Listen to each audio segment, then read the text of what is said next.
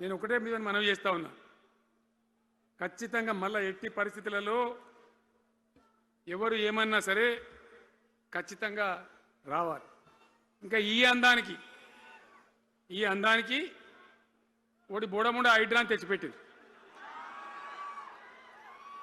దానికి ఆ హైడ్రాకు ఆ పిసిసి ప్రెసిడెంట్ అని ఉంటాడు ఆయన, కాంగ్రెస్ కమిటీ అధ్యక్షుడు, ఆయన నిజామాబాద్లో పోయి చెప్తుండు, హైదరాబాద్లో హైడ్రా, నిజామాబాద్ కూడా తెత్తాం బిడ్డ, నిజామాబాద్లో నిడ్రా, రేపు జగిత్యాలలో కూడా జిడ్రా అంటాడు. ఇక అది ఏం కావాలి? మొత్తం పేదల కొంపలన్నీ కూల్చుడేనా? కేసీఆర్ రాజ్యానికి వచ్చినప్పుడు 3.5 లక్షల మందికి పేదలు ఎక్కడ ఉన్నారో అక్కడనే పట్టాలు ఇచ్చినాం. వాళ్ళని ఆగం చేయకుండా పాపం గరీబోళ్ళు 3.5 లక్షల కుటుంబాలకు హైదరాబాదు చుట్టుపక్కల వేరే పట్టణాల్లో కూడా పట్టాలు ఇచ్చిన వాళ్ళని బతకనిచ్చినాం.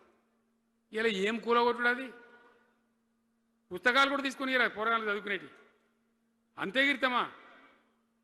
నేను ఒక్కటే మాట మనవి చేస్తా ఉన్నా, గ్యారంటీగా బీఆర్ఎస్ గవర్నమెంట్ వచ్చేది ఖాయం. మొట్టమొదటి రోజులనే ఈ ఐటాంటోని ఎత్తి అవతల వరేస్తామని చెప్పి నేను మనవి చేస్తా ఉన్నా.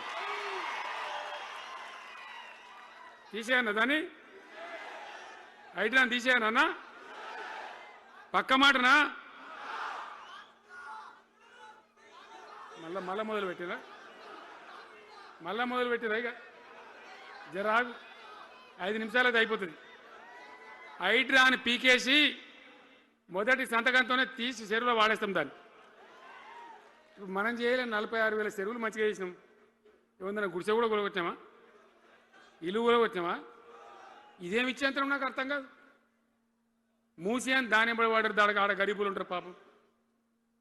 మూసి ఎంబడిన గరీబులను వాళ్ళని ఏమి ఏడిపించుడు? పొద్దున్న లేతే వాళ్ళు నిద్రపోకుండా, వాళ్ళ కంటి మీద కొనుక్కు లేకుండా, అది ఎవడు చేసే ప్రాజెక్ట్ అయ్యేది కాదు, పీకేది అవుతుందా? 15,000 ఇల్లు కూడా కొడతారట. ధర్మమేనా అది?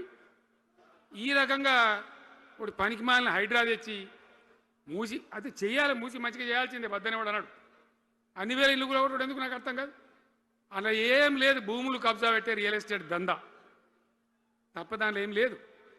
మూసి ప్రజల కోసం కాదు, నగర ప్రజల కోసం కాదు, ఈజీగా చేయగలిగిన దాన్ని, మామూలుగా చేయగలిగిన దాన్ని నాశనం బట్టి దానికి కథం పడతా ఉన్నా.